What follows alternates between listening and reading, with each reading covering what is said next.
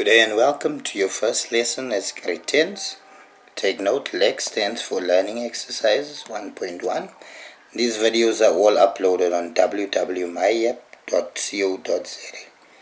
Now in this first lesson, or first thing you learn in grade 10, is the real number system, not the Hong Kong one, but the system of numbers that we use and we do operations on. Cut them up with a scalpel, that type of thing. No, I'm just joking. 4 basic operations: addition, subtraction, multiplication, and division.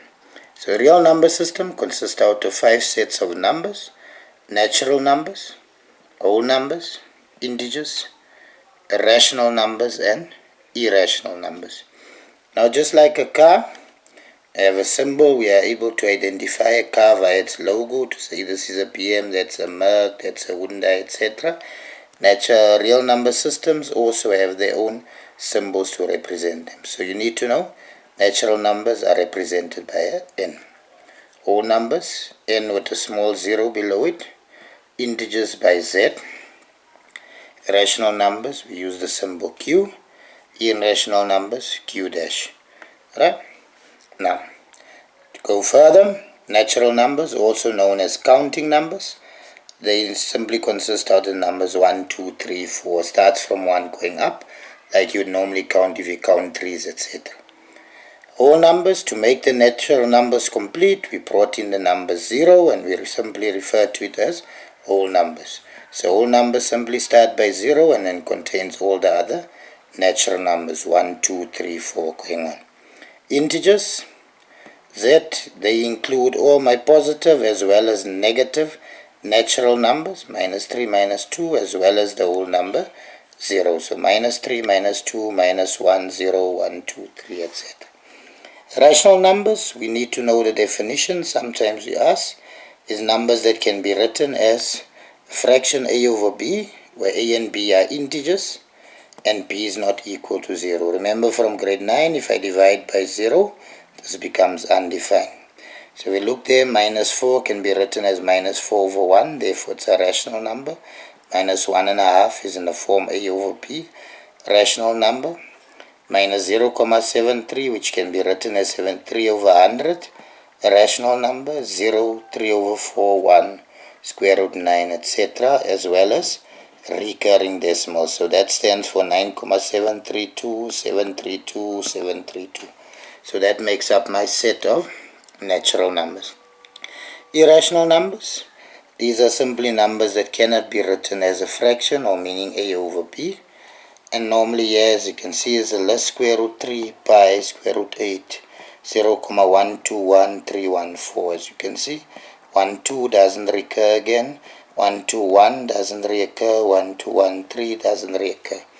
Now normally here, irrational numbers is square roots of all my non-perfect squares. So you see 3 is not a perfect square, 8 is not a perfect square, that have non-recurring decimals. So the decimals don't recur, therefore they are referred to as irrational numbers.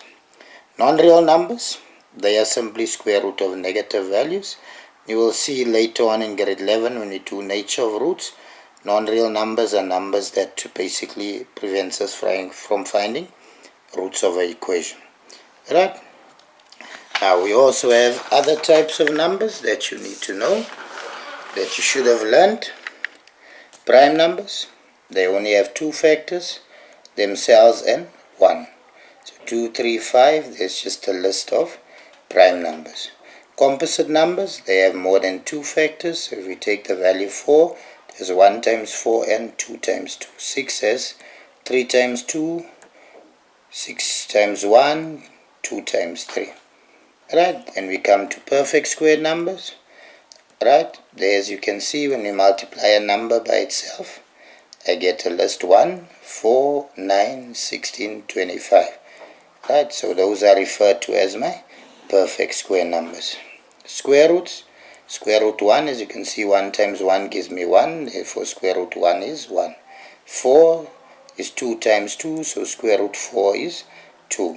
9 is 3 times 3, so square root of 9 is 3. So when I ask square root, I'm asking basically which number multiplied by itself give you 9, or 16, which is 4 times 4, 36, which is 6 times 6.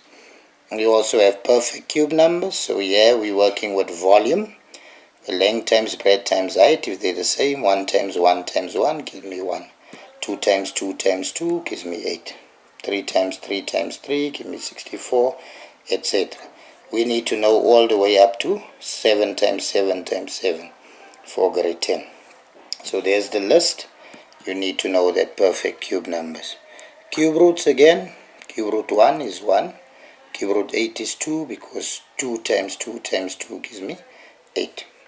Right, and so we continue. Cube root 373 is 7 times 7 times 7, therefore equal to 7. Right, just a basic problem that tends to appear a lot past exam papers. If L equals square root x plus 6, x minus 5, x plus 1, for which values of x is L real? So when does it form a real number? Then I'm considering the numerator, and there I look at specifically at x plus 6. So if that's bigger than 0, this answer here should be a real number. So if I take 6 across, x greater or equal to minus 6, but take note, can't equal 5, and it can't equal minus 1. 5 minus 5, 0. Anything divided by 0, undefined. Minus 1 plus 1, 0. Anything divided by 0, undefined. When would L equal 0? If the whole square root x plus 6 equal 0. So there's a square both sides. I'm left with x plus 6 equals 0. Take 6 across, x equal minus 6. So that's minus 6 plus 6 gives me 0. 0 divided by anything stays 0. When is it undefined? By now you should know when these numerators, any one of the two becomes 0, this would become undefined. So there x minus 5 times x plus 1 equal 0. X then equal to 5 if I take minus 5 across, or x equal minus 1 if I take plus 1 across the equal sign.